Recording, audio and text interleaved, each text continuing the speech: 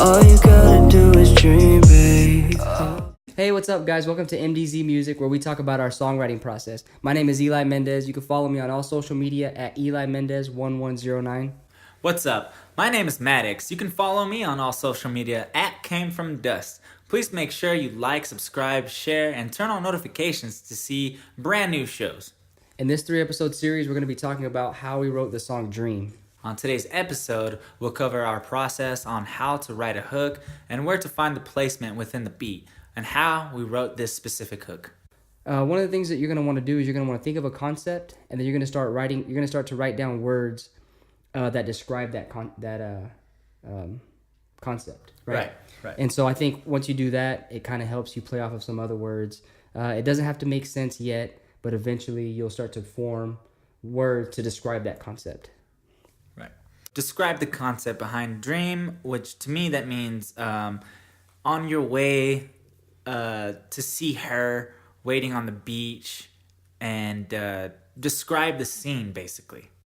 And that's one of the things that we wanted to do with this song, is describe dreaming of a moment of being on the beach with the person that you want to be with. Right. And what we did is we would think of words to describe that moment. We would think of describing the beach, with sand. We thought of wind, waves, palm trees, the stars, whatever, any words that we can think of to describe that moment. And that's one of the things that can help you start, creating that concept, going back to creating that concept. Right. So we're going to play the hook for Dream with lyrics, and we'll talk about the placement on how to find the hook within the beat. Yeah. So we'll play the hook for Dream, like he said, with lyrics, and this will kind of show what it became, and then we're going to talk about how we got to that point. All you gotta do is dream, babe. Oh, baby. And I've been dreaming about it. The water's calling your body. I'm on my way. Okay, so one of the things that you'll want to do is, once you have the beat loaded, the beat that you chose, what we like to do to find the placement where we think the hook might go is we'll listen to it, and you can actually kind of hear and you can feel, but you can also look. You can look at the beat and you can see specifically the bigger areas. So where these big areas are, you think, okay, that looks like maybe that could be the hook, because usually the hook is where it's a bigger area, right. So what I'll do is I'll listen to it to see if that is the case, and most of the time it is. So it looks, when you look at this for the first time, it looks like maybe this whole area is the hook. But once we actually broke the beat down, we decided to make this first part the hook specifically. And we noticed that it even though it's also big right here, the sound actually drops slightly, and a different sound comes in, and we thought that's where the verse might go. But this kind of helps, when you're trying to think of hook placements. You look for the bigger parts within the beat, and you'll notice that, like I said, usually it's going to be, you can actually see it, and you can also look for it while you're listening to it. Helps us out. That's one of the things that we'll start with.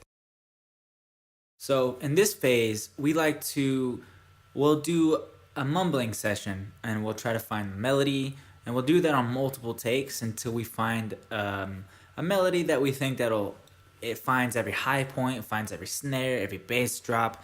But the most important thing, I think, would be try to mumble on specific points.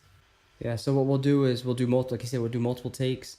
We'll start from a specific spot where the hook is, and we'll have it repeat, and we'll keep doing it until we find something that we like. And we're just mumbling some words that none of it has to make sense.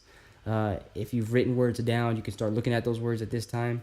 And then what we'll do is we'll listen to it. And sometimes what we've done is I've actually pulled some mumbled melodies from other takes that I've done, and I've combined them all and to make one melody that sounded really, really good. Maybe I liked one more than the other, but I like certain parts. Right, and he always tells me, he's like, hey, you mumbled this, but you accidentally said a word. And I'm like, I didn't even know I said a word. Yeah, and sometimes that happens. Yeah, and sometimes you can just keep that. Exactly. And the mumbling kind of, it'll make gold every once in a while if you just feel it, and have fun with it. So an example of that is going to sound something like this.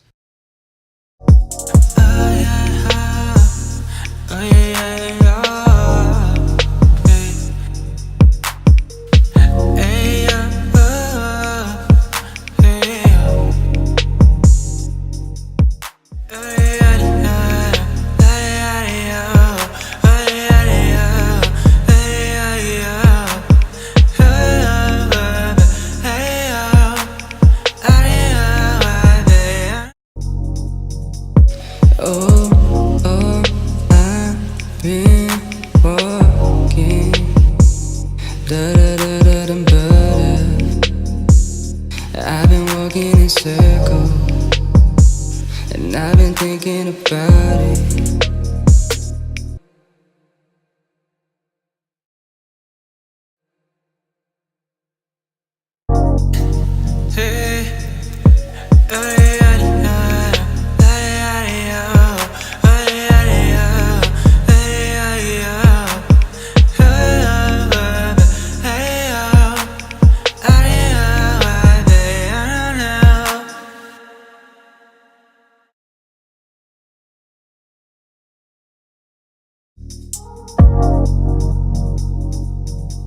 All you gotta do is dream, oh baby.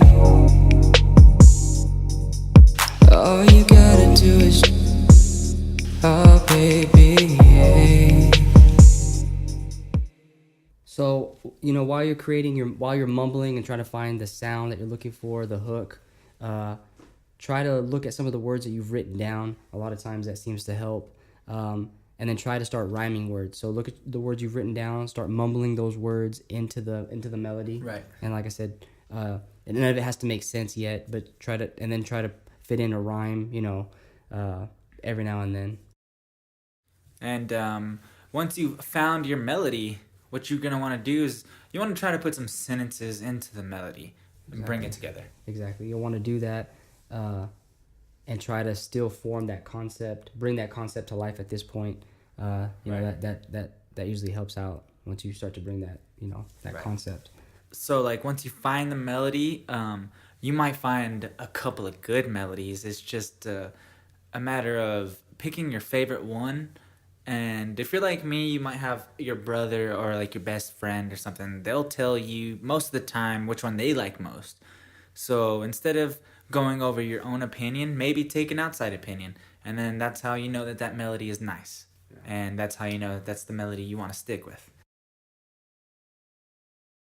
And there's no right or wrong way in terms of how to write a song. This is just a technique that seems to help us. Right. So this is just to show that technique. Like I said, there's no right or wrong way, and you want to just try to write and create the final sound, and that's just going to be your personal preference. Finding your final sound that you think goes well with your voice, whatever style of music you like to do. That's all personal preference. Yeah. So I guess you could say me and my brother's personal preference. We like to use a little bit of pitch correction. And we like to add like a late reverb sound. It kind of makes it kind of wavy, a little spacey. It does get spacey, yeah. That's the thing that we're into. So if that's something that you're into, and you're gonna add that onto your edits, and you're gonna love that. Yeah, so, I think with the pitch correction, a lot of people, some people like it, some people don't like it. But I think for me, I'm just into that sound. We're both into that sound of using the pitch correction, and all it does is just tweak your pitch, and then again with the reverb sound, it gives it a spacey. It's clear at the beginning of the vocal, so it's not muddy, but then the echo is just spacey. Right, it's right after. It's an effect that we both like in terms of our sound. Make the music that you like. Find the sound that you like. Not everyone's gonna like your music, and not everyone's gonna like. There's no such thing as the best song in the world. It's all personal preference. Yep. I like the style of music I like. He likes the style of music. It's similar, but there's a big enough difference. There is a difference, and you ask anybody, I'm sure your favorite song is not the same song as your friend's favorite song. Right? No, not at all. It's all personal preference, and just make the music. At the end of the day, you can look back and say, I really like what I did on this song, and don't try to please everybody, because that's not really the point. The point is to make music that you love. I guess most importantly would be to impress yourself. And then once you start practicing, you start writing songs, you start creating melodies, it'll get a little bit easier. Songs will get better. The melodies will become better. The lyrics will all just get better. From where I am now, I've definitely made I feel like I've made you've definitely taken a leap. I feel like, and that just came with practice. It gets easy. It's always fun, but it definitely gets easier the more you do. And you're gonna have days where sometimes it's just not clicking. You know, you have those days. On that, you know, I usually skip that day, go on to the next day. Don't be too hard on myself, and then eventually, you know, I come up with something. You know. So, and the last thing is you want to have fun. You know, make sure that you're having fun when you do this. That's all this is about, is having fun, writing music, you know, creating a sound that you love, and then finding those people that also like that same sound. That's what you're doing it for. You do it for yourself, and then you're also doing it for the ones who like that sound. Right. You know, so yeah, it all comes down to you doing it because you're passionate about music and you're having fun. Hey guys, thanks again. It's been a lot of fun. Thanks for watching MDZ Music. My name is MATTIX. And my name is Eli Mendez. Make sure you like, subscribe, share, turn your notifications on to see any brand new shows. Also, make sure to follow us on all social media to hear any current music that we're working on. And we'll see you again on the next episode. The water's calling your buddy. I'm on my way.